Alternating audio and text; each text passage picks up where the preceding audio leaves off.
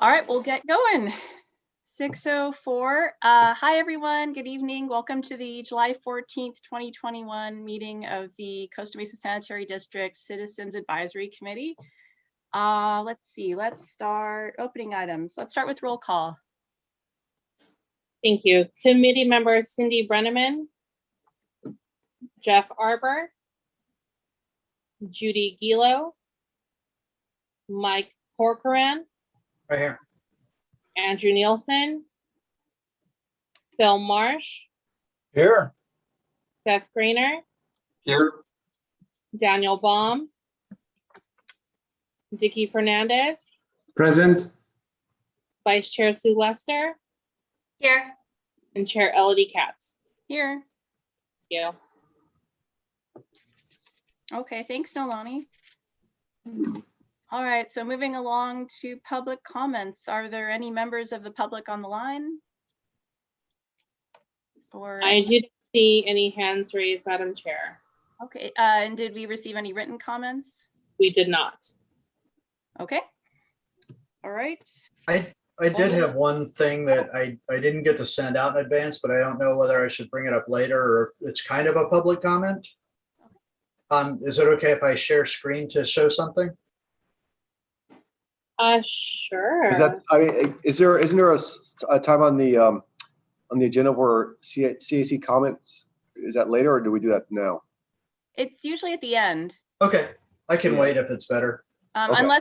unless it's related to one of the existing items, then it'd be appropriate to talk at that point. But if it's unrelated, usually there's committee comments at the end. It's unrelated. It's something that I just ran across on the way home the other day. Okay. Yes, I'll make a note. We'll cover that when we get to the comments. Okay. In closing items. Okay. All righty. Okay, so if no public comments, we'll move on to item B1, approving the Citizens Advisory Committee meeting minutes from our last meeting on May 12th. Has everyone had a chance to review these?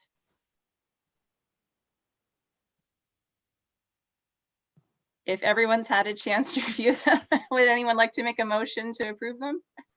I'll make a motion to approve as presented, if everybody's cool with what they saw. Thanks, Vice Chair Lester. I'll second that. Okay. All right. First, a motion and a second. All those in favor of approving the May 12th CAC meeting minutes as presented, say aye. Aye. Aye. Any abstentions?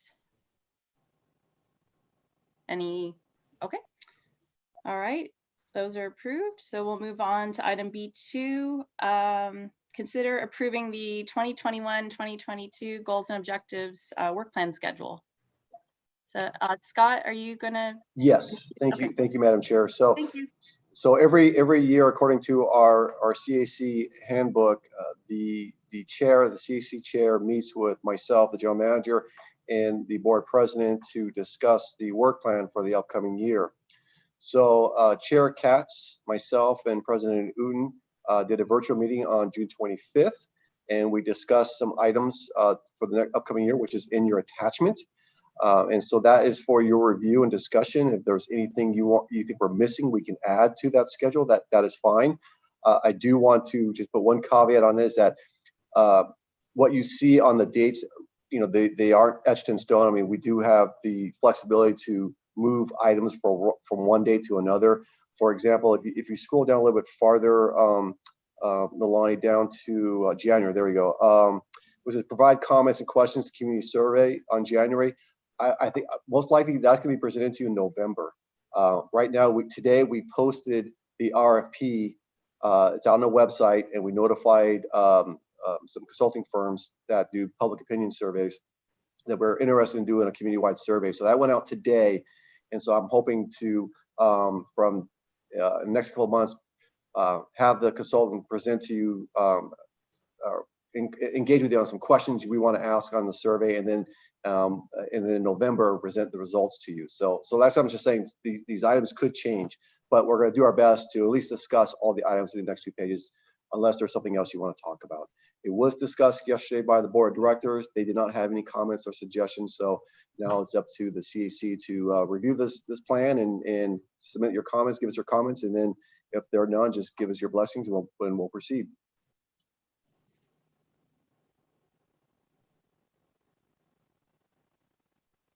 I have a question. Yes. So I know there's no events scheduled right now because we're still in the pandemic era. But typically the district participates in events, whether it's at concerts in the park or shredding events. When do you anticipate events coming back into the picture? And the only reason I'm asking is because maybe we should have that on here and try to get our CAC members kind of involved when we start participating in events again. I don't even know if that's on anybody's radar at this point. I know you guys just opened. Good question. And honestly, I don't know what events lay ahead. The only thing I know in the short term is that I know the city of Costa Mesa is going to have one concert in the park end of July. And the difference with this concert in the park this year, it's not going to be sponsored by the Costa Mesa Foundation. It's sponsored by the city. And if you go on the city's website, they are trying to find sponsors to be the booths. So instead of having community events at booths at the park, they want people to pay for these booths. So they're looking for sponsors. So they're not allowing community groups like Mesa Water District or CMSD to be at concerts in the park this year. So we know we're not going to be participating in that event.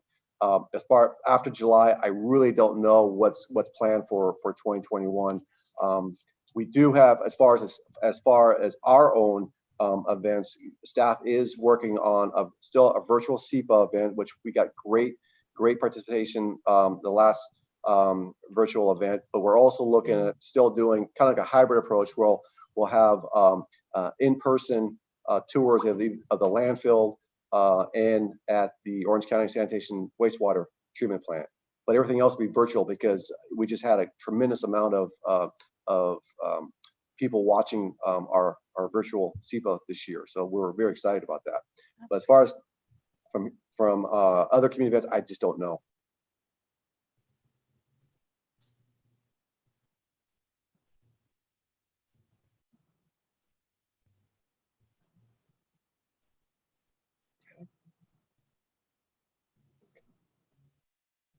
Well, Scott, maybe once things start to move up, start to reopen, we could revisit that. That's a very good point.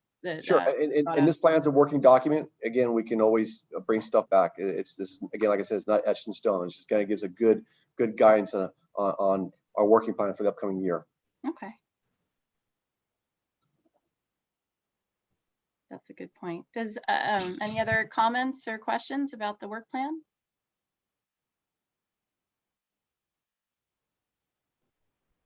Okay, if not, would anyone like to make a motion approving it? I'll make a motion to approve it. Thank you. Great job, guys. I think you did a nice job on it. I make a motion to approve it. Thank you. All right, well, I'll second it.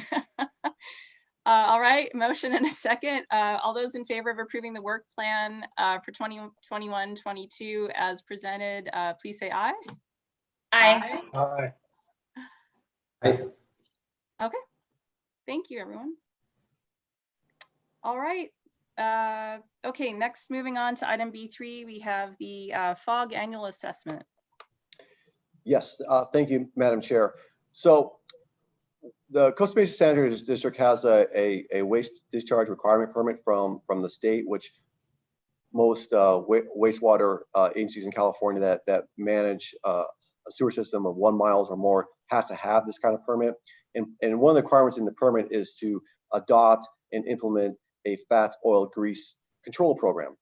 Specifically, we're trying to control the amount of grease from restaurants entering into the sewer system, because when fog goes in the sewer system, it can clog up and build up in the pipes, causes sewer spills.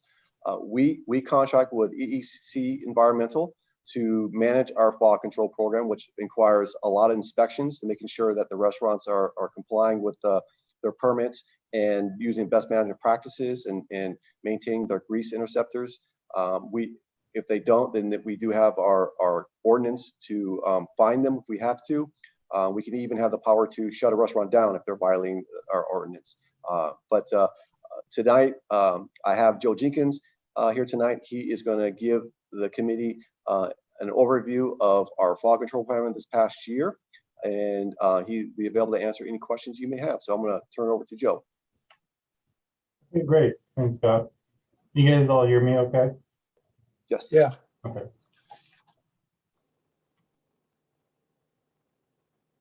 Okay, so I think we can get right into the presentation. That was a pretty good introduction by Scott. And so yeah, once a year we do the annual assessment just to review the program. And it's also a good opportunity for EEC just to look at what we're doing within the program to identify any areas where we can improve from an inspection standpoint or an efficiency standpoint or anything in between. So we can go ahead and go to the second page here and get right into it. I just wanted to talk about the general fog program activities that EEC provides for the district. And really the main one, as Scott mentioned, is we go out and we perform what we call risk-based FSC or food service establishment inspections. And basically what that means is we try to prioritize the inspections to focus on the FSCs that have the highest risk to discharge fog to the sewer collection system and potentially cause an SSO. So and I'll go over how we prioritize these and all the different elements we look at to determine these prioritizations, here in a few seconds. We also look at the inspections as an opportunity to provide the FSCs with fog control program educational and outreach materials. We want it to be educational for the facilities so they know what to do to maintain compliance. And so we have binders that we hand out to them and posters so that they can know all the rules and regulations of the program. If needed, we also help provide additional FSC enforcement and coordination. This can include issuing notices of non-compliances, citations or letters, or even for a few occasions attending like board meetings that the facility representative has to come in front of the board to explain themselves. We manage all the data for the FSCs in a centralized database. This includes all the inspections that are conducted, but also grease interceptor information and maintenance records. Well, not their records, but maintenance pumping histories, and then also FSC owner information. We assist with plan review for new facilities to ensure that they're installing proper grease interceptors and just help with plan review. And then also with fog, what we call fog source characterization and enhanced maintenance location reduction. So this is when sewer cleaning crews identify heavy fog accumulation in the sewer system, or there's an area that they have to clean more frequently than they would like to because of fog accumulation. We assist with identifying those sources that's causing that accumulation and then identifying the proper reaction to help mitigate that. Okay, great, thank you. Next slide.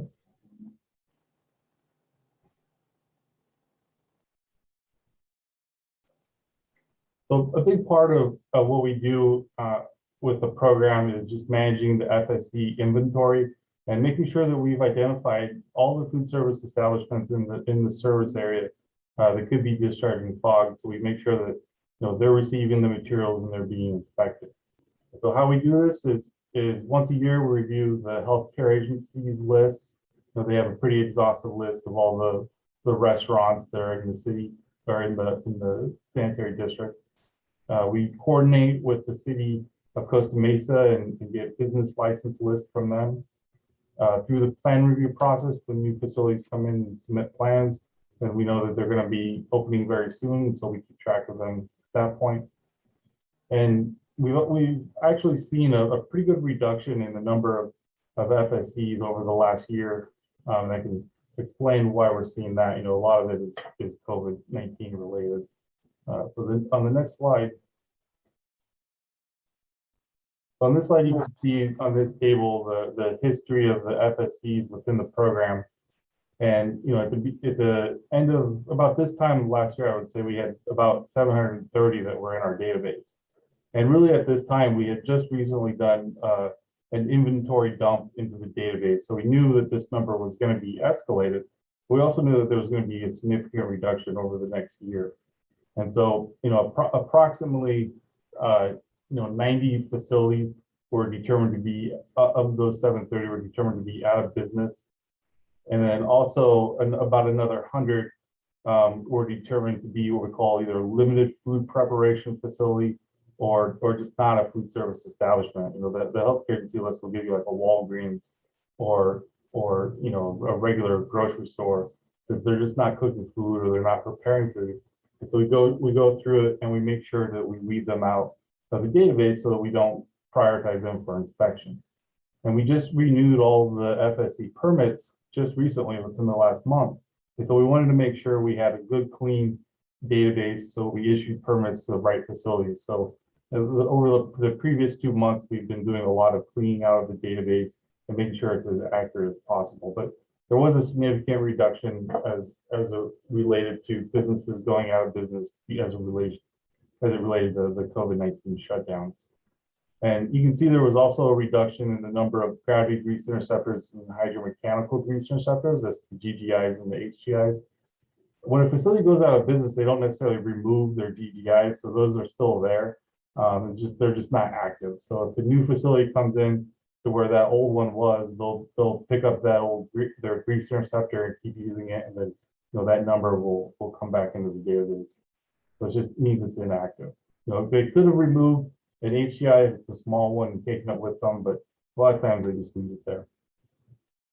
That's why you see the reduction in the grease interceptors and grease traps, is because that facility that was associated to it went out of business.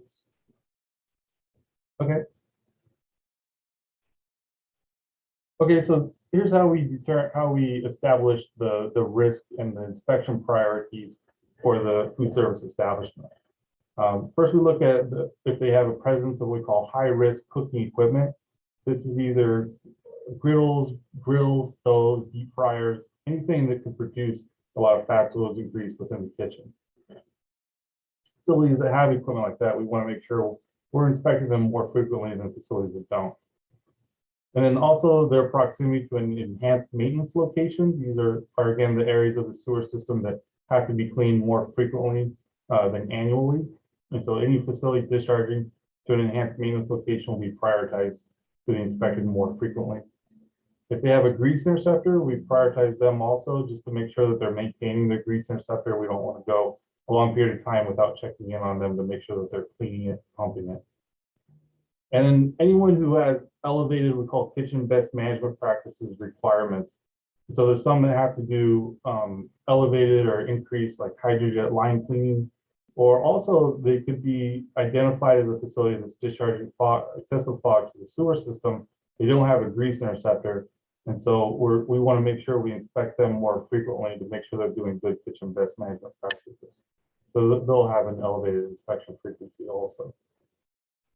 So all of those elements come together, and then we develop their inspection frequencies based off of this criteria. So on the next slide, you can see here's the total number of facilities that we currently have under each type of inspection frequency. So quarterly, semi-annual, annual, and then biannual. So all those facilities that are biannual are mostly very small restaurants that don't have high-risk cooking equipment, that don't have a high risk to discharge fog to the sewer system. They're not located in enhanced maintenance locations. And so that's why we don't inspect them as frequently as some of the other ones. Okay. But once we establish our inspection frequencies, it's not necessarily set in stone. We still review the facilities periodically to determine if their inspection frequency needs to be adjusted. And there's different elements here that can cause their inspection frequency to be adjusted. So their compliance history, if they're consistently non-compliant, or maybe they're consistently in compliance, we may adjust their frequency. If the operations and maintenance team, when they're doing maintenance of the sewer lines, identify heavy fog accumulation or heavy fog discharge from a facility, will increase their frequency. We also receive healthcare agency inspection results that we plug into our database. So if someone has had a lot of non-compliances as it relates to the healthcare agency inspection, then they'll get their inspection frequency modified. And then any additional field observations, so illicit activities, private SSOs, or what we call restricted effluent. That's when the grease interceptor effluent is blocked and potentially causes a spill because of the blockage. And so we have some examples of specific instances where we've adjusted their frequencies on the next slide. Thank you. So the first one, this major breakfast chain, we actually talked about this last year when we did our annual assessment. But I just wanted to talk about it again, just because it's something that's still heavily on our radar, that we keep checking in with them. They don't have a grease interceptor, and they've caused repeated private sanitary sewer overflows because of the fog accumulation that was in their private sewer line. And so they now have to hydrojet their private sewer line on a monthly basis. And so we want to make sure we're checking in with them on a quarterly basis to make sure they're doing that hydrojetting and that they're following good kitchen best management practices. And in a more recent instance, there was a small shopping center that had about 3 food service establishments in it. And they were identified, we call them proper yellow grease management. That's their deep fryer and recyclable grease. So they were spilling it all over in the alleyway and out in the street and then in and around the garbage container, and had a big yellow grease spill there, and we're just causing a lot of mess. And then they've also had consistent, non-compliances when it comes to their grease interceptor maintenance and DMPs. And so, we adjust, they were annual previously, so we up them to quarterly until they can show consistent compliance with the program. Okay, great. Yes. So for the enhanced maintenance locations, going back to 2011, there were 97. And since then we've worked them down to about 18 currently. A lot of this was through proactive repairs that the district has done through lining programs and spot repairs, and a lot of review of these to identify causes. And the 18 currently are ones that are currently on what we call a permanent list. Some of these are siphons, or they have structural issues that are just cost prohibitive to repair. But especially for the ones that are fog related, we're still keeping a close eye on them. So a lot of the shopping centers that are causing it, where they have heavy, a heavy number of food service establishments that are discharging these locations, we're just making sure that we stay up on them and try and mitigate them as much as possible. But that is a good story, getting down to 18, these 18 now, we've been able to, we used to do a sewer subcommittee meeting regularly to meet and review these. And so we've since been able to discontinue that and just kind of taking it now on a case-by-case basis when there's issues. Okay, next slide. So some examples of these hotspot locations related to fog, that these enhanced maintenance locations that we're still keeping really close eyes on. The camp and the lab has had a lot of issues in terms of fog accumulation in that area on Bristol Street. And so they just have a lot of food service establishments that are discharging to kind of a single location on the sewer line. And we've been working with the property owner there to make sure they're aware of the issue, and just doing, a lot of fog inspections on them to make sure that they're maintaining their grease interceptors properly. And then 19th Street is kind of another situation that's a little bit different than the camp and the lab, in that it's a lot of FSCs discharging that don't have grease interceptors. And it's an older area of the district and of the sewer system. These are old, well-established facilities that were existing prior to the fog control program, which is why they don't have interceptors. And so, we've just been working with them to make sure that they're doing the best PMPs they can do, but, doing frequent inspections also. Okay. And so a key program trend, obviously, to determine, the effectiveness of a fog program, and this isn't, solely attributed to the work the EEC is doing through inspections. This is through proactive line cleaning, identifying of issues, repairing segments of the sewer line that could cause a fog SSO. But there was a slight uptick a couple of years ago. Those were related to residential SSOs, residential fog related SSOs. But in the last fiscal year, knock on wood, there were no fog-related public SSO. That's good to see that the trend kind of getting back on track there.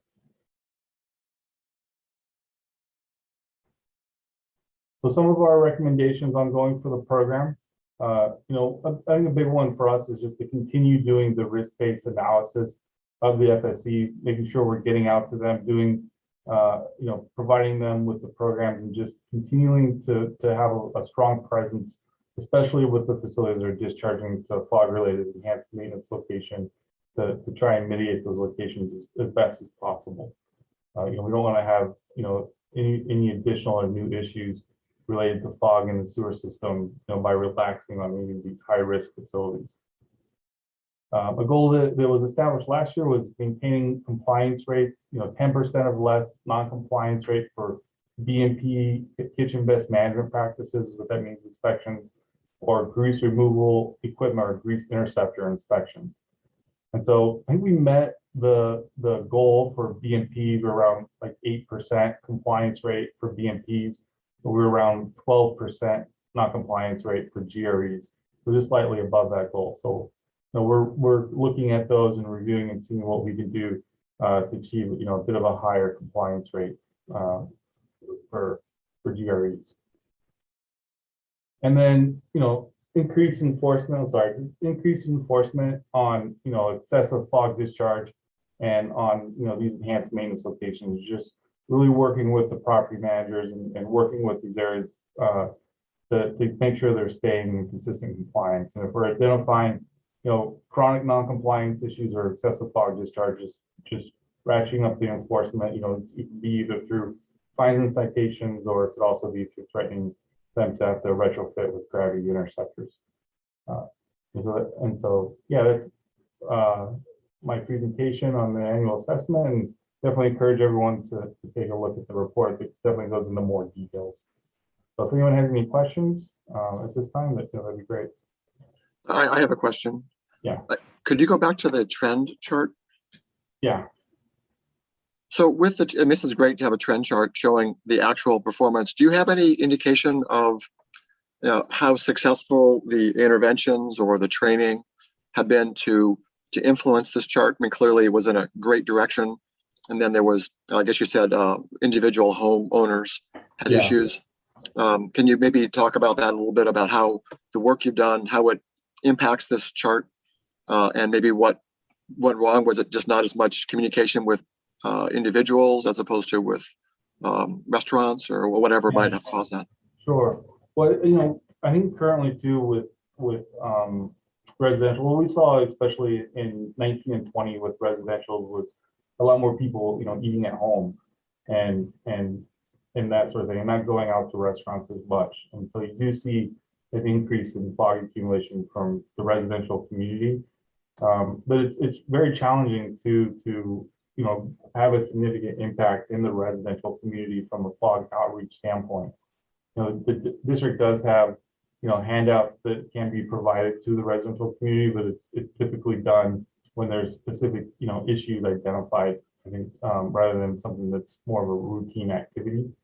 And so when we identify these issues, I think we look at them as, was this an isolated incident, or is this an area that we're going to see repeated problems ongoing? And I think a lot of these spills, was one in 1819 and then 3 in 1920. These are more like isolated kind of instances here where these locations don't need to be added to the enhanced maintenance location list, or extra enforcement needs to be done. But it's hard to kind of quantify. I think if I would go back to when we first started doing inspections, before 2010, you would see a lot more fog related SSOs. And so a lot of the effort in just getting out in front of the facilities and educating them is why I think you saw the trend kind of get down, and then in 14, 15 see the zero fog SSO numbers, and then back again on 2021 was just through that combined effort of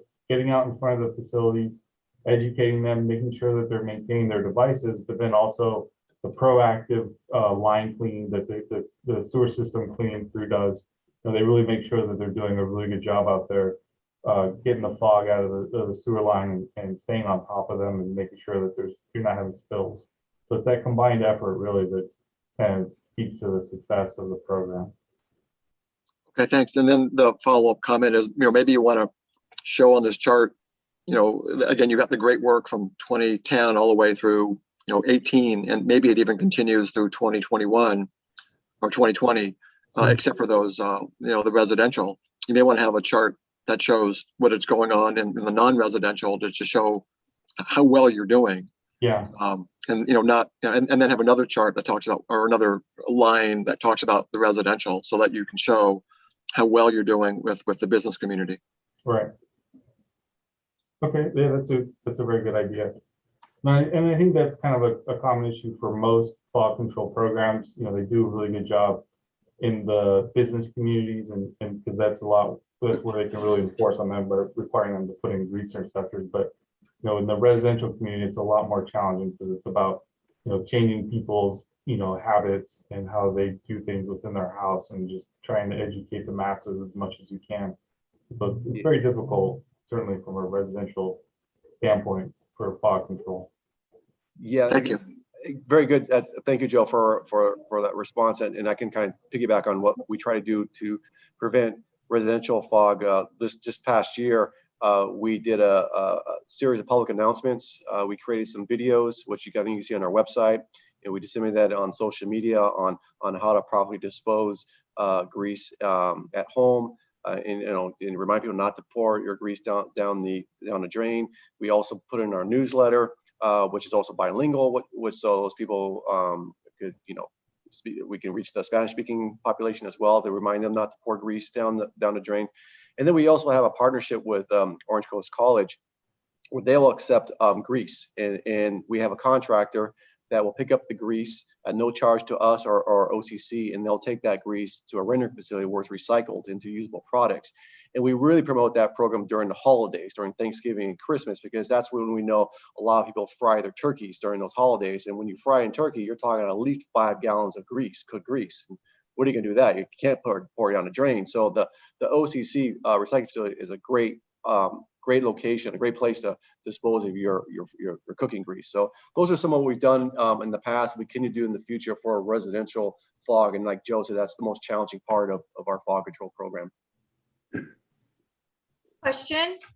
Do you guys regulate or oversee like all the grease happening at the fairgrounds during the fair?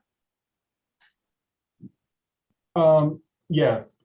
So all of the different areas where they can kind of permanently and connect to the sewer lines, those are within the program and in the database, and so we don't necessarily go and inspect them during the fair, but it's something, certainly if we identify that as being an issue, then we can make sure that those areas are inspected, but it's not something that's, I guess, regularly done, but they are in the program and accounted for, and so we do try and get over there and do it, if we can in those during that time, but I can't speak right now if it's something that we've always done each year that the fair is there.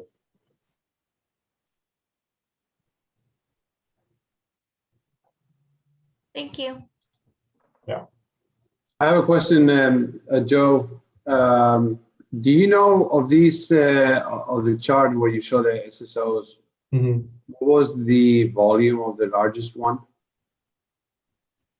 I don't have it offhand.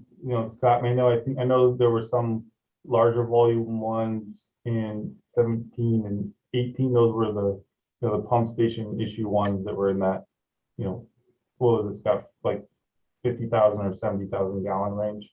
No, I think it wasn't that much. I think the largest one we had was at the Eldon Force Main, which was inside the Mesa Bridge. I think it was about 7,100 gallons. Okay. Yeah. Yeah. So I just want to give my colleagues in the committee just some order of magnitude reference. So 7,100 gallons, I think, I mean, nobody wants to spill, I understand that. And that's a great goal. But 7,100 gallons is really not a lot. Most recently, I don't know how many of you have heard of the spill at Hyperion 2 days ago. That was 17 million gallons. Okay. So 17 million gallons. What is the fine that Hyperion will pay for that spill? It will be in excess of $170 million. Because it's $10 a gallon. You know, they still will have to investigate, and I don't know what the outcome will be, but I just want to give my fellow committee members some relativity that I think Costa Mesa Sanitary is doing a great job. So Thank you. Yeah, that plant's owned and operated by the city of Los Angeles. They're going to get a nice hefty fine on that one. yeah, and you know, cities also they operate on a budget that is heavy on sales tax, which is not quite the same budget style as Costa Mesa Sanitary. So the impact to them is really significant because they're already struggling. They're furloughing some of their employees. So anyway, I think that Costa Mesa Sanitary is doing really an awesome job. Thank you. That's very helpful. Thank you, Dickie. Joe, I had a question for you. The grease interceptors, as far as the management of the grease, is there any sort of protocol for recycling the grease at this time, or standardization? Does it just go in the trash, or how? Right. Well, for the grease interceptors themselves, there's not a lot of recycling that they can do for those. So you have different types of grease. So something from a grease interceptor is what's called brown grease. Mhm. And they can't really, other than, you know, some programs are doing like grease to energy programs, and they can take that and take it to a wastewater treatment plant and put it in their digesters and create methane, and then use the methane gas to create energy. That's kind of what's been doing with that. And so most waste haulers will either take it to Orange County Sanitation District that has headworks loading, or a lot of these haulers, like the larger ones like Baker or Darling, have their own facilities that they take it to, and then they actually use the gas at some of those to power their plants, their rendering plants. But then the recyclable grease, so they get what we call yellow grease. That's the deep fryer grease that restaurants have. Okay. So if they have more than 5 gallons on site, then they have to have a certified grease waste hauler take the grease away. And a lot of times, yeah, they're recycling it. They're using it for, you know, biodiesels or other commodities that they use a lot for, like feed and livestock feed. But if it's less than 5 gallons, then for a lot of these facilities, yeah, they're, you know, either trashing it or taking it, you know, who knows where. But we make sure that they have a good plan for, you know, each one of how they're going to manage it. We don't have, there's very few that I can think of right now. I don't think there's any in the district that are not using if they have yellow grease, then they usually have a bin and they have a hauler that takes it away. I can't think of any that are disposing of it themselves, you know. And then there's like this middle grease, what we call orange grease, which you have automatic grease removal devices that skim the floating layer of grease off into a side container, you know, and so that if they're going to put that in their yellow grease bin, they have to get okay from their waste grease hauler that they can mix that grease, because it's not, you know, 100% clean like yellow grease is, or they have to have a separate bin for it. And just to again piggyback on that, the anaerobic digestion technology that CRNR uses to collect our organics, that facility can also accept and recycles cooking grease into renewable natural gas. Now, I don't know if it's yellow, brown, or whatever color grease it takes, but Yeah. They do take grease and they do recycle it and convert it into renewable natural gas. Right. And the orange grease is going to be a very hot commodity for the grease to energy program, because it's a lot cleaner than the brown greases. They don't have as much solid in it, and you get a higher energy yield from it than you do from the brown grease. And I'm sorry, for the yellow grease that's more than 5 gallons, the certified waste haulers, are they obligated to recycle it at this time, or is it kind of up to them? It's up to them on what they do with it at their facilities. Okay. I don't think there's any obligation for recycling other than, yeah, no more landfills. Okay. And then the food service establishments that have to hydrojet that don't have the interceptors at this time. Yeah, And I apologize, it's my own lack of knowledge. No, it's okay. Is it a case where it's just a financial thing where they can't afford the interceptor, or is it a condition of the pipes where it can't be installed, or? yeah, it's typically more of a financial thing. Any facility really, you could find a place to put a grease interceptor, or even use, we call hydromechanical grease interceptor or grease trap that go inside the facility or nearby the facility. But it's, if they're installing especially a large interceptor, it's a very expensive retrofit for the facility. And so, they do opt to try and do kitchen best management practices first. And we work with them in that to see if they can make that work, or to do, regular sewer line hydrojet cleaning to prevent blockages in their own sewer line. But then, it's still not the best fit because they're pushing essentially that grease into the district's main line. In some of the areas where we've allowed them to do that, they're doing it in an area where there's either, it's a large volume pipe that's near the OCSD main, so it's not causing fog blockages, or there's no history of heavy fog accumulation, or it's causing problems. In the case of a business that would want to install one, but is, it's such a sizable investment, are there any sort of state programs to help businesses with an investment like that? No, there's not really anything, currently. The district looked into a program like a grease interceptor assistance program, but it ends up being a huge liability for the district if the facility then, they go out of business very quickly, and then you're stuck with this bill for an interceptor. So, it's very tough. They can get business loans for it, but essentially it's just a business loan to pay for the interceptor. Okay. Yeah. All right, thank you. Well, Thank you for the presentation too. It was very helpful. thank you. Thanks, Joe. Yes, thank you for the presentation. Very nice. Thank you. Thank you, Thank everybody. you. Thank you. Sorry about my shirt. I know it's weird on video. It's okay. All right. Bye, everybody. All right, Bye, Joe. thank you. Thanks. Have a good night. Thank you.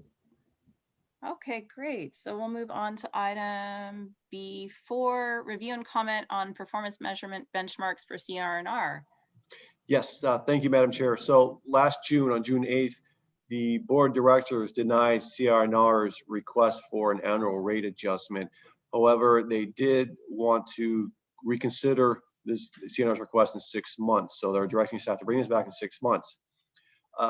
Some board members felt, and staff concurred, it was a good idea that we should develop some benchmarks, some performance measurement benchmarks, so that the board can engage how well or if CNR's improvements service levels are improving in the past 6 months.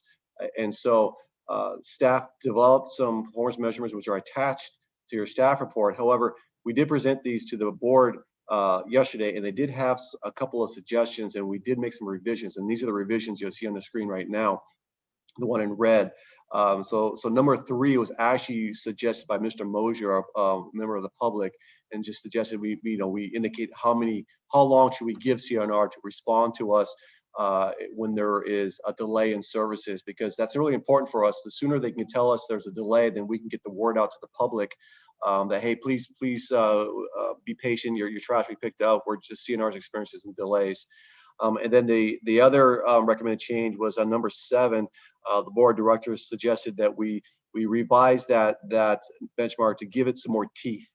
And so we did that, and you can see what we did in red by having CNR identify certain milestones to be achieved and give us some dates, and really try to hold their feet to the fire that we can start utilizing the transfer station in Newport Beach, which we think will greatly improve the services and really cut down on some of the missed trash collections. So we presented the revised benchmarks to CRNR, still waiting to hear back from their comments or suggestions. So for tonight, we're looking for comments, suggestions from the CAC tonight, and then we can make some, if you want to, we can make some additional enhancements. So happy to answer any questions you may have.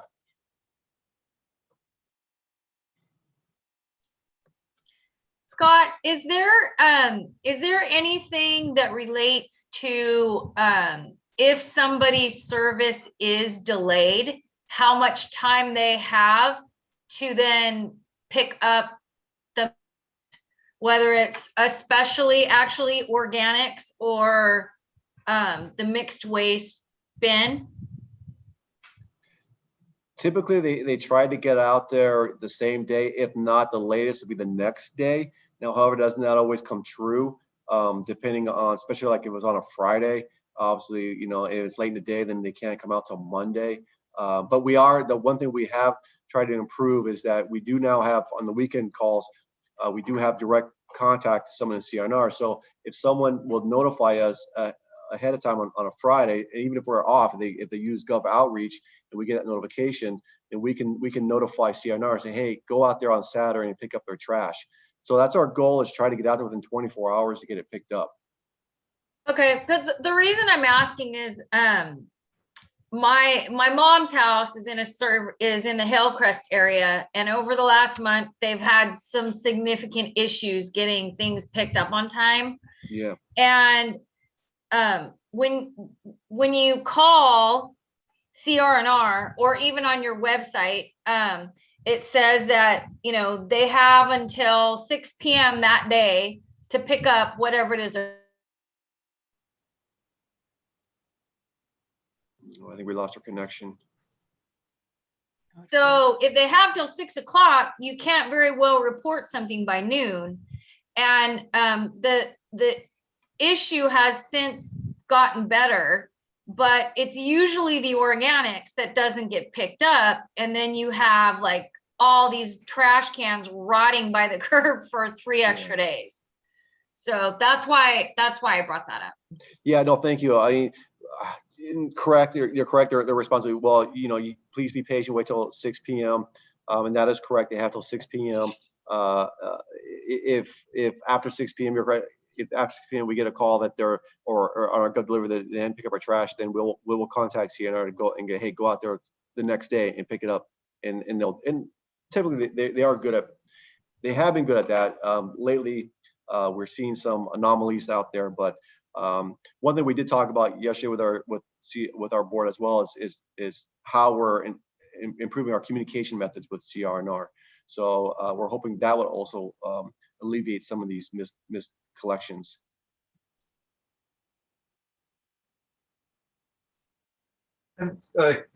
One question and one comment. First, on number 3, I would say, like, writing a document like this, having it say within 2 to 3 hours is pretty vague. I think a goal should we should either say 2 hours or 3 hours and not a range. So agree on a time and make it one set time, just Okay. to be more clear.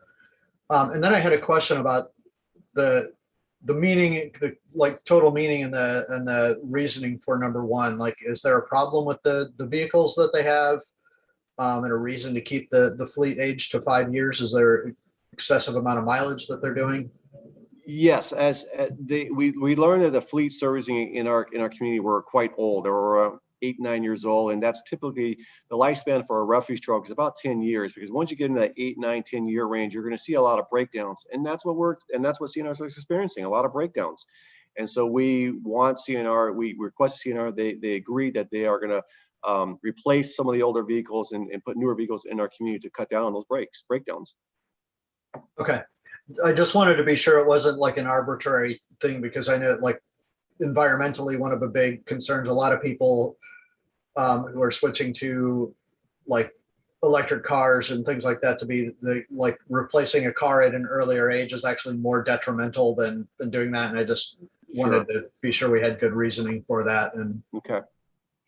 I have a comment about that. If the more direct metric is breakdowns as opposed to the age of the fleet, isn't it more appropriate to have the more direct metric as opposed to the indirect, which would be age of fleet versus number of breakdowns or the impact of the breakdowns?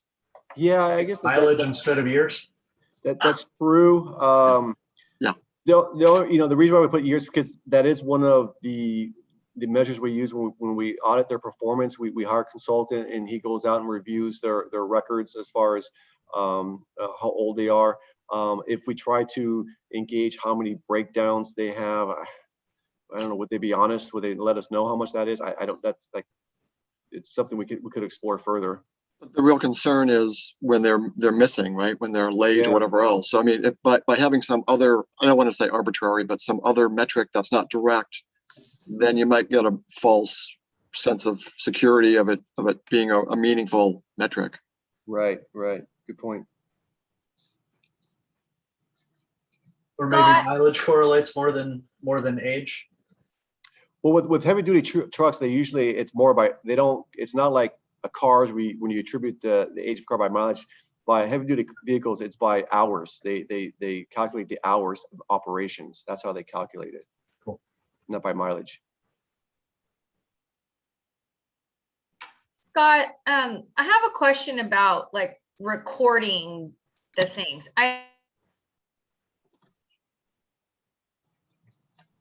Somebody has a problem if they put the information into the the sanitary district app. It's the most effective way to get the information to everybody who needs it and to record that information. Right.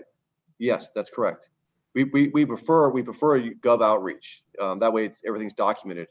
Right. But we all know that there are a lot of people out there that is the district going to be able to collect and manage all that information to include it with what is going to be easily visible in the app? Yeah, you were breaking up there a little bit, Sue. So you're saying, are we documenting like phone calls? Is that what you're saying? Yes. Yes, and the answer is yes, we are. So our staff has clear direction that any calls they come in verbally by phone, they are documenting all everything. So we're getting a collective abundance of online requests and phone calls and in person, whatever it is. We're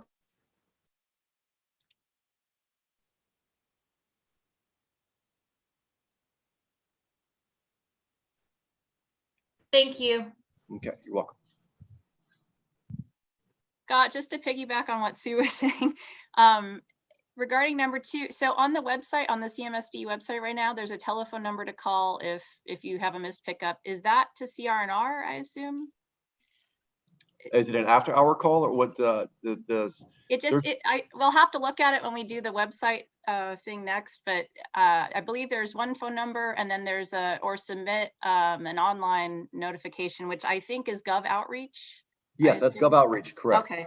But Yeah, to your point, I mean, it would be really nice to also mention that there's an app on the web page. That would be helpful too, if it would kind of collate the data more easily for everyone. But I guess to Sue's point on item number 2 about reducing public complaints, is that based on CRNR's numbers for how many calls they're claiming they're getting, or is that based on whatever records we have, or how are it's our records, because we were more confident on our data. We would look at their number of complaints and we just didn't have a lot of faith that they were very accurate. So this is based on our numbers.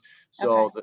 the 174 was, if you look at the performance, the annual performance report we submitted to the board a few months ago that was performed by Mike Baye, we were able to document over 350 complaints, and that's where the 50%, that's the number I'm using as a benchmark. Okay, so in the next 6 months we want to reduce that by 50%.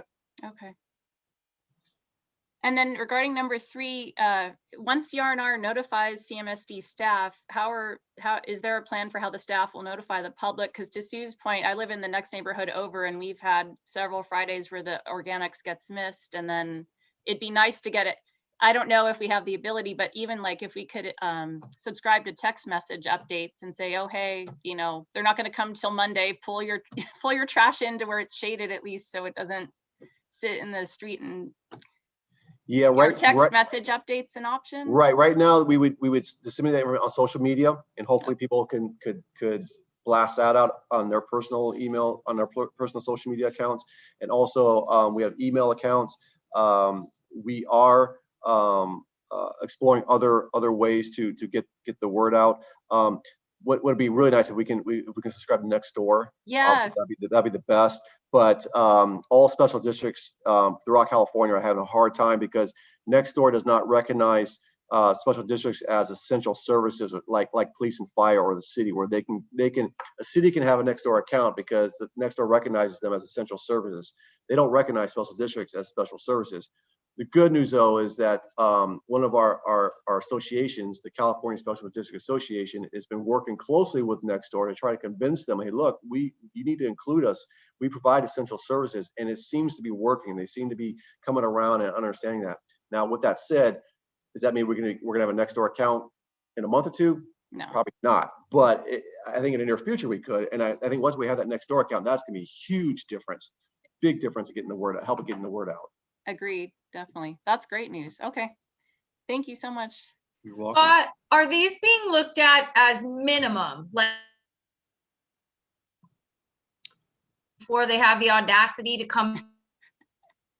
I'm sorry, I'm just gonna say it like that because I was a little bit baffled that they blew it so bad the first time when they asked for the, so it's not included in the budget, they get to come back and ask for it again. And so, yeah, do they have to do a minimum of all this for it to even be considered, or has the board not had that brutal of a conversation?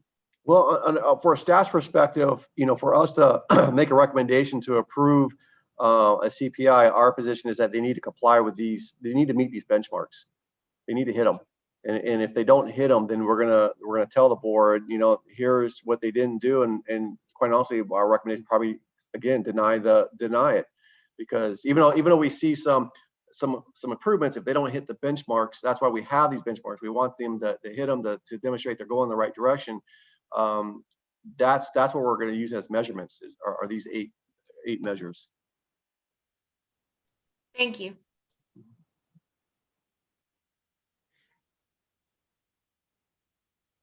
Scott, I also had a follow-up question.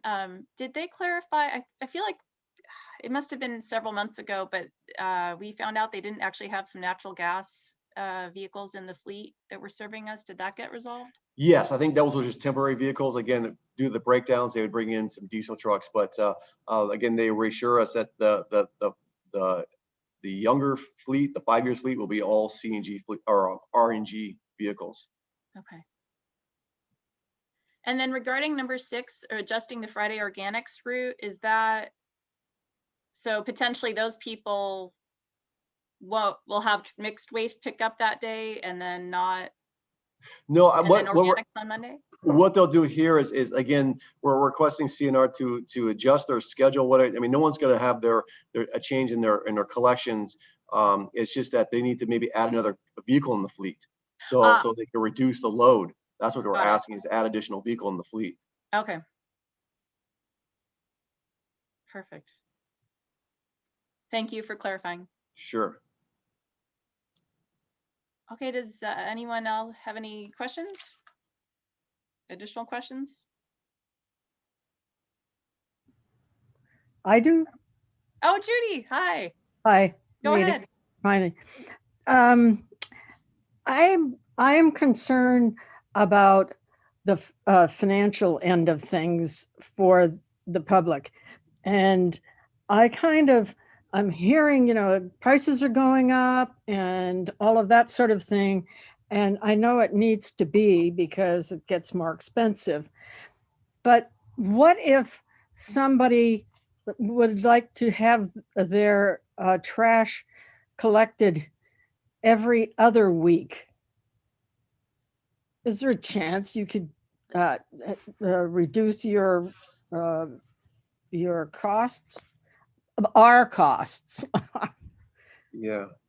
Well, I don't have an answer for that right now. I think the good news is, as you'll see in the next item on the agenda, is that be appointing a member to the solid waste ad hoc committee, and that's something that solid waste ad hoc committee could be discussing and explore. One thing that staff has been talking about, where a lot of cities have and we don't have, is a discount for senior citizens, right?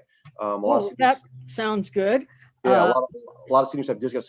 So we've been exploring that, and so well, how do we implement that? Because the big difference we have with other cities is that our revenues are from assessments. We don't bill people on a bi-monthly basis. So how do we assess that on put that on the property tax roll. So it's something we still need to work out, but we're in discussion about that. And it's something the solid waste ad hoc committee could definitely address. I thank you for that, because I really am only putting out my wastes and garbage all about every other week. Right. Yeah, no, that's great. Well, for me, but I have to pay for it for the every week. Right. Yeah, and right. So you'd be ideal for a person to be eligible for a discount. So Yeah. it's something we need to just still hammer out and explore. Okay. I think that's a really interesting point. I think about, people who mow lawns. It used to be they would come every week. And my experience now is that they typically come every other week as a way to save money and to be able to have more customers. So I think it's a really important thing to think about is every other week kind of thing, because there may be a big part of the population that works for them, and that Yeah. might help a lot. Right. Yeah, that's a good point. Thank you. Maybe we could put a note about that when we start gathering the survey questions. So people be interested Sure. in that. Okay. Point. Make a note of that. Thank you. Okay, great. I'm going to move us along just because we have a few more things Okay. before we hit 7:30 here. So, okay. So next up is item B5. Consider appointing one CAC member to serve on the Solid Waste Ad Hoc Committee. Let's see. Scott, are you? I'll just do a quick intro and then we're seeking some direction from the CEC. So the Solid Waste Ad Hoc Committee consists of 2 board members, which right now it's Vice President Schaefer, Director Perry. No, I'm sorry. Excuse me. It's President Uten, Vice President Schaefer, or representing the board on the committee. And then we have 2 CAC members serving on the Ad Hoc Committee. And right now, or in the past committee, it was Chair Elodie Katz in Monty Fields. Obviously, Monty Fields is no longer a CAC member, so we need the CAC to appoint another member to the Ad Hoc Committee. The Ad Hoc Committee is scheduled to tentatively meet again on July 22nd, which is next week. So as soon as we get an appointment tonight, we'll get that agenda out here by the weekend.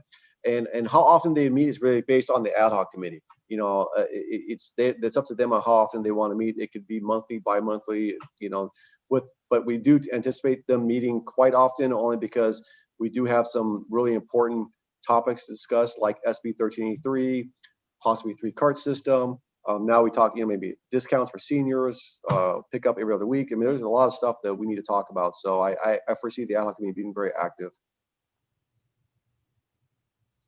And with that, I'll turn it over to Chair Katz to find an appointee.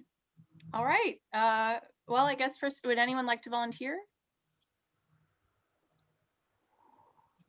I actually would like to be on this committee. My only issue is I took a contract job that's going to knock me most nights for the next month.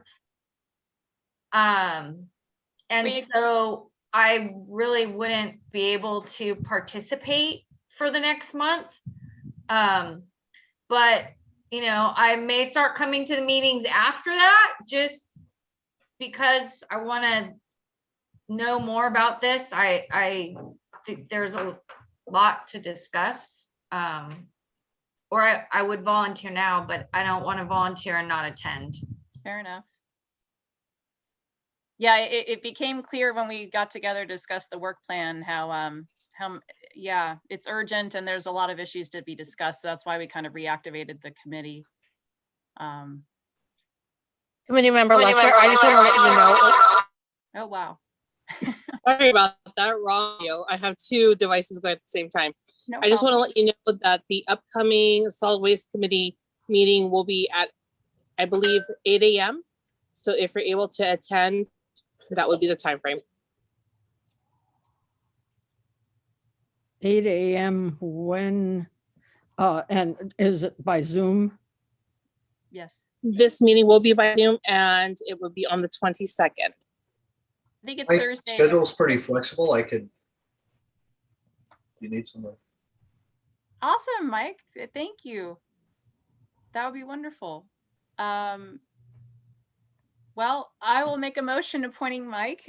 Well, I guess, Scott, does this need a formal Yes, vote? Okay. yes. Then I'll make a motion to appoint Mike to the Solid Waste Ad Hoc Committee. I will second that motion. Awesome. All right, all those in favor of appointing Mike to the Solid Waste Ad Hoc Committee, say aye. I Excellent. Mike, welcome. Thank you so much. awesome. Thank you, Mike. Thank you, Mike. Excellent. Okay. And Nolani, you said it's at 8 a.m. on Thursday, the 22nd? Correct. Okay. Okie doke. All right. So then that, oh my, we have 20 minutes. Okay. So that leaves us to item B6, review and comment on the redesigned website.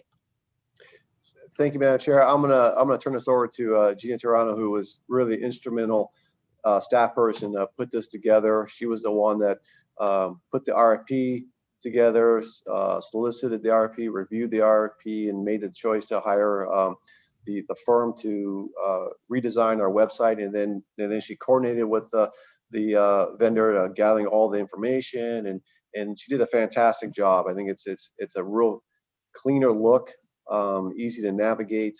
And so I hope you enjoy it. She's going to walk you through some of the highlights, and we're just seeking any suggestions or comments that you may have on the website. So I'm going to turn it over to Gina.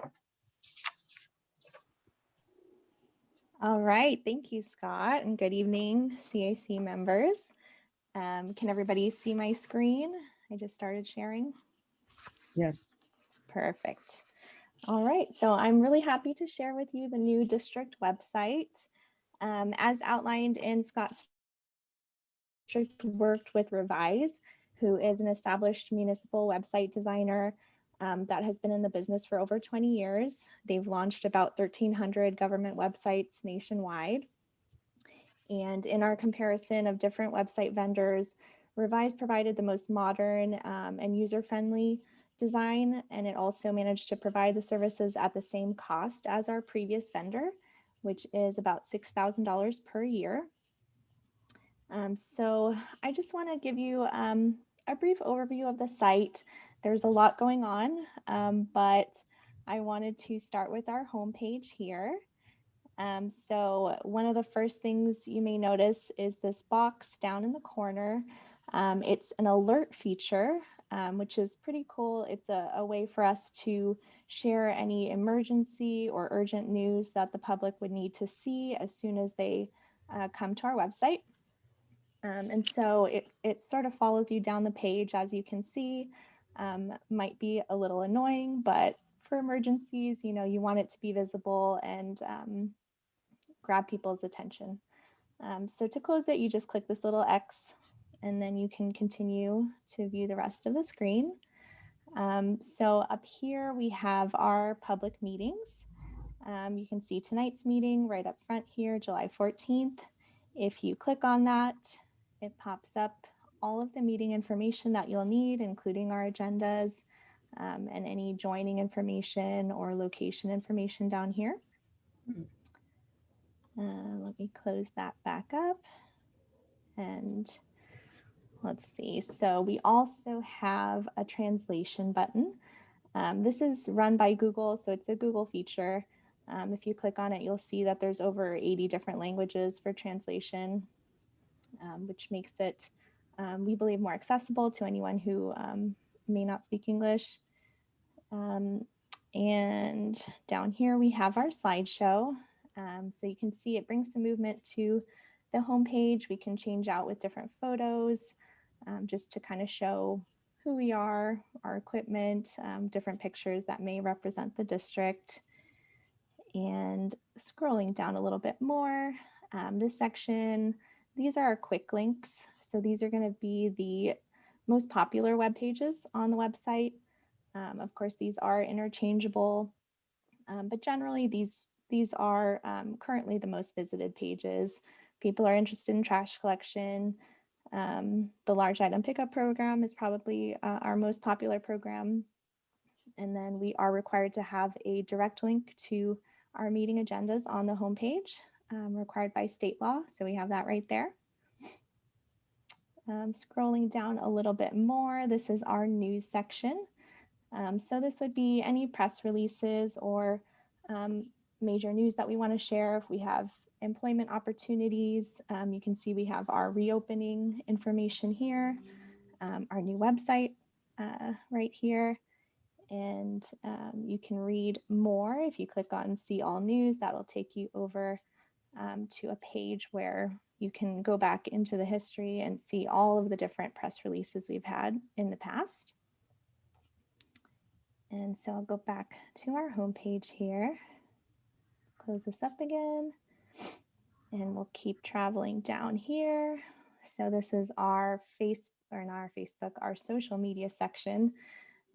We also have social media up in the top corner, but we have another reminder down here with a feed right into our Facebook posts and Twitter posts so that you can see our latest messaging that we have and have a reminder to follow us, as I hope you all have if you are on social media. And so down here, another section, just a cool little feature. We have some statistics about the district, how long we've been in service, who we serve, and information about what we do. And down here, pretty standard, you can sign up for updates, join our subscription list, and then all of our key information, address, office hours, and contact. And so going back up to the top, you can see our main menu is up here. We've broken it down into about 6 different categories. So starting with who we are, this is going to be just general information about the district, what we do, our departments, any district-wide information. And then next is governance, which has our board of directors and the CAC, also our records and our policies that govern our district. And then next we have our 2 major services, of course, trash and sewer. So this is where the bulk of the information lies. You'll see all of our program information, any education, recycling resources are all organized into this section. And then under sewer, you'll find information about our FOG program, which we just learned about, and our sewer system information, pretty much anything related to sewer permits, all here. And then next, news and publications. This is sort of our communication section. So you'll find newsletters, press releases, the green guide, as well as our calendar and events. And then lastly, contact us. Of course, we want to have several ways to give people the option to get in contact with us. And so if you click on contact info, you'll see we actually have contact forms for every person in our organization, including each board member. And then we also have on this page just a way to send any general questions, and that just goes to district staff who can answer a question if you don't know where to direct it. And then I wanted to also draw your attention to the service request option. There's actually 3 different ways to get to service requests from the homepage, but this is the app that we were talking about earlier. So it's actually the same app that you can download from the App Store or Google Play, but we also have it embedded in the website so that people can make requests directly on the web page if they prefer to. So just a quick little review of this. You choose your topic area, solid waste or wastewater. If you have a missed trash pickup, you can go ahead and select that, and it'll ask you for the address. It'll ask if there's a dumpster at the location, and then you can describe any issues, add an image, and then hit submit.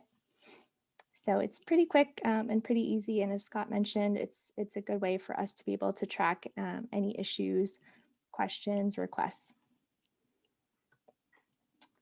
So that was just a brief overview, but I highly encourage everyone to take a look. explore on your own time. Let us know if you have any feedback. This is definitely an ongoing project. So, you know, we've gotten a lot of great feedback already. We've made lots of updates. So we're anxious and excited to hear everyone's feedback. And that concludes my presentation. Does anybody have any questions for me? It looks amazing and it's so much easier than the way it was before. Like, it's really, really easy. The only suggestion that I would make is that you put the page you just showed us, that kind of is the web version of the app where people can request. If under contact us, you had a button that said missed trash pickup that would link somebody to that page, I think that might be a good idea, because when most people, when they want to report something, they just look for how they contact you. So if they were to go to that page now, they're just going to see phone numbers and stuff. But if there's, you know, like missed trash pickup, sewer, like whatever, if there was a button that would link them directly to that page, I think it could be helpful. Sure, that's a great suggestion. Yeah, we can definitely add that in a more prominent spot. That's a great idea.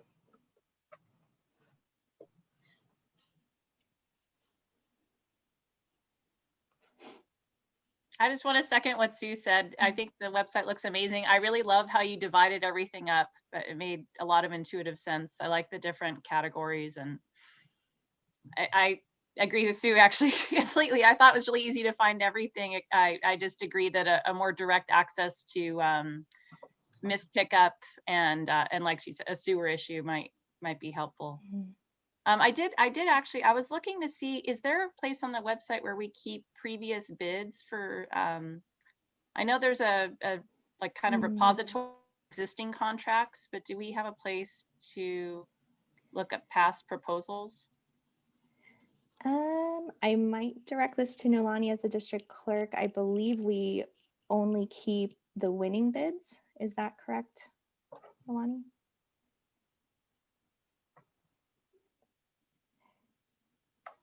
I think that's the case. I can follow I'm up with her. showing.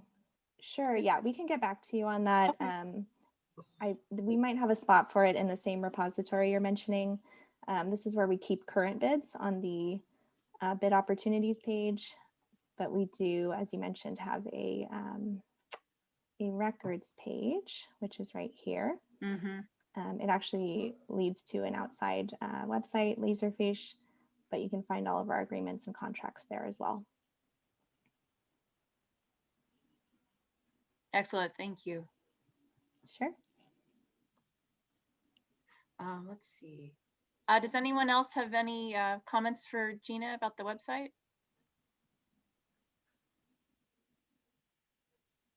Okay, hearing none. Thank you so much, Gina. It really does look amazing. You're welcome. Thank you so much for Yeah, the feedback. thank you. Great. Okay, so with that, brings us to closing items. So Mike, you're up.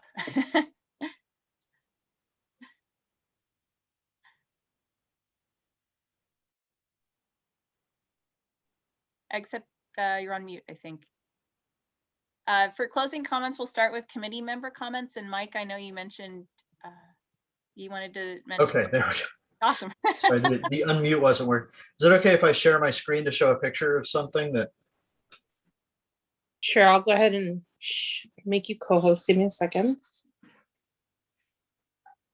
So I ride my bike quite a bit, and that's what got this. Is on the way to, where is it? Okay. On the way riding back, and this is on Victoria Street, just west of Harbor. I believe their trash pickup day is Monday, and this is the bike lane. And that's how close the cars are along there. And this kind of forced me to veer out into the road. And I'm wondering if there's a way to have trash cans on busy roads like this. It's like a 45-mile-an-hour speed limit. It's kind of a hazard. I was wondering if there's a way to have them up on the curb. It looks like there would still be plenty of room if they were on the sidewalk for even wheelchair access and everything. But out here, it creates a hazard for bike traffic? That might have to be a city question because we have to at least have 4 feet access on the sidewalk. So for ADA accessible, while it looks like it could have that, with the carts on there, I don't know what the city would respond to that, but we can always pose that question. Can you send us that picture? Yeah, send it to Nolani, or Yeah, that's the only email I have. Yeah, send it to Nolani, and she'll send it to me. And I've got a meeting with the city this week anyway, so I can share that with Raj, the public works director, get his input. Okay, cool. And I'm sorry, this is Victoria? Yeah. Okay. I'm sure it's probably not the only street. This is just one that I saw, and so I took the picture the other day just to be sure I could bring it up here and see where to start to address it. Okay, I'll look into it. Thanks. Sure. That's a great comment. Thank you for bringing that up. Any other comments from the committee members? Okay. Staff comments? Nope. Okay. Scott, actually, I do know you mentioned this meeting originally we thought might be in person, but we weren't able to do that. But you were saying, I think September might be the first hybrid. Yes, correct. I think we could probably do September. We're doing some AV upgrades in the boardroom where we can have the public Zoom in our meetings and still participate from their home. It's also possible maybe CAC members could attend or participate in meetings from their home. I just got to double check with our attorney on as far as Brown Act goes, but so September we will have in-person meetings. I was thinking before the meeting, I'll probably send a letter out to CAC about face covering requirements, with what is required, what would be required. So that'll probably go out before the September meeting, so everyone's aware of what our policies are on face coverings. Excellent. Thank you. All right, thank you. Okay. Well, and I don't think do we have any board members on today? Nope, I don't think. Okay. I don't see any. All right, so no board comments. Okay, well. Oh, you know what? One thing really quick. Yeah. We mentioned, I don't think we've mentioned it since we got all of our new members, that everybody is supposed to attend a board meeting. Isn't it twice a year in a study session? Isn't that in our it's a little vague. I believe it says we should try to attend at least one meeting per year, but it Yeah, I never think it's says one a we year. have I to. think it's once a year. Yeah, and again, when we do the hybrid approach, you can be able to attend while at home. right? It makes it a lot easier. Yeah, so that'll be making it a lot easier for people. Mhm. And Scott, I don't think it mattered if it was the regular meeting or the study session. It's just more to be involved and understand what's going on with the district. Correct. Okay. That's correct. Yeah, and we are. Oh, and by the way, so the board did approve, or I'm sorry, they directed staff to bring this back next week for resolution adoption, but they're going to change the start time for the study sessions from 9:30 in the morning to 8 o'clock in the morning. Oh, wow. So that'll start next month. So the idea of that was, maybe people would want to watch the board meeting before they go off to work, because at 9:30 in the morning, by 9:30 in the morning, everyone's at work by then. And so that was the feeling. What maybe we should start at 8. So the study session at 8. Regular board meetings still at 4:30, but they will move. The study session meetings will move to 8 o'clock in the morning.